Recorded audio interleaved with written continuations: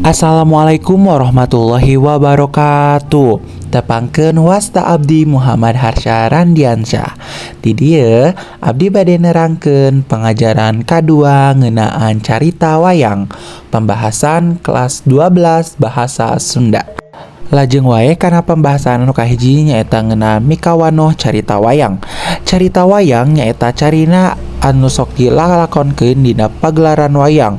Nurutkeun kamus dan di Brata mah anu disebut wayang teh asal kecapna tina bayangan, artina lalakon wang-wangan adegan pangadegna jelema boh lahirna boh batina anu diwujudkeun ku peta-peta atau gerak wayang jeung dilalakonkeun ku dalang bari dipinggang ku gamelan.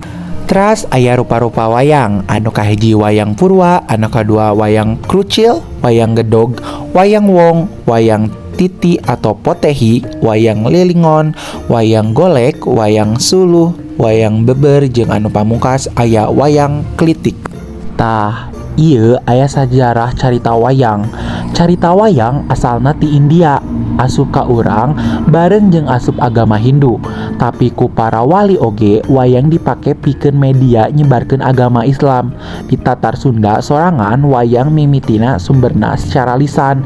Laju dina naskah kuno jeung wawacan mimiti aya pagelaran teh pagelaran wayang kulit lantaran aya pangaruh ti Jawa. Satuluyna urang nyiptakeun wayang golek atau gelung nu populer tur bada mikaresep nepi ka kiwari. Tah ieu aya rupa-rupa wayang, anu kahiji wayang purwa. Ciri-cirina rubahna ti purwa anu hartina mimiti biana nyaritakeun lalakon Mahabharata jeung Ramayana. Dianggep wayang kulit anu mimiti diayakeun di Pulau Jawa. Aya oge wayang krucil, wayang golek keneh di Surabaya, wayang klitik anu lalakonna Amir Hamzah jeung Umar Maya nya oge jeung sajadeuna. Aya oge wayang gedog, wayang kulit nu ngalalakonan carita Panji saperti lalakonna Panji Semerang. Wayang geluk atau golek elung nyaritakeun lalakonna Mahabharata jeung Ramayana. Wayang golek iket atau wayang cepak nyaritakeun lalakon Prabu Dindamurah Manajingga jeung sajabana. Teras aya wayang golek dijieunna tina kai kawas boneka rea sumurna dina Jawa Barat. Anu teras aya oge wayang titi nyaritakeun lalakon ti nagara Tiongkok. Aya wayang lilingon lalakonna mupu kembang, jambatan besi jeung sajabana. Teras aya wayang suluh dijieunna tina kulit lalakonna ayeuna ngeunaan sajarah Indonesia jeung pikeun panyuluhanna tokohna jalma kaayanakeun. Anu teras aya wayang beber lalakonna digambarkeun dina lawon tuluy dibeberkeun. Tapi leutik ditanggapna ti beurang wayangna jang Peter Johnson Corn. Teras pembahasan anu salajengna nyaeta babon carita wayang dibagi ke jadi dua. Anu kahiji epik Ramayana nyaritakeun lalampahan Rama Raja Ayodhya jeung anu kadua nyaeta epik Mahabharata nyaritakeun perang sadulur. Salajengna swastara istilah dina pagelaran wayang. Anu kahiji aya murwa nyaeta suluk atawa sikola bubuka pagelaran anu dikawihkeun ku dalang dina wiwitan caritana. Murwa kaasup salah sahiji jenis puisi padalangan.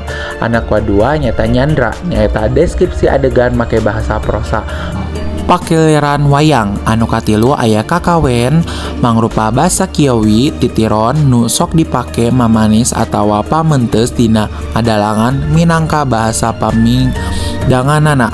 Anu kaopat antawacana nyaeta catur wayang dina adegan ancatawana sami sareng dialog dina drama. Bedana dialog dina drama mah dicaturkeun kulobaan ari antacawana mah kusorangan.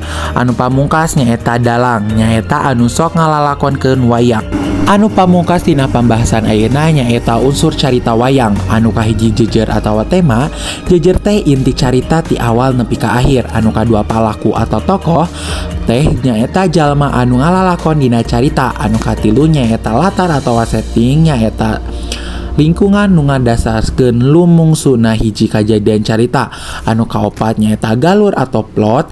Galur teh runtuyan kajadian anu lumangsa ti awal nepi ka akhir. Anu kalima, nangtukeun peser sawangan, point of view, atau puser sawangan teh tilikna carita. Anu pamungkas nyaeta nangtukeun amanat. Amanat teh peuseun anu hayang ditepikeun pangarang ngaliwatan carita. Mung sakitu wae anu tiasa ku abdi diterangkeun. Kirang langkungna abdi nyuhun dihapunten. Wassalamualaikum warahmatullahi wabarakatuh.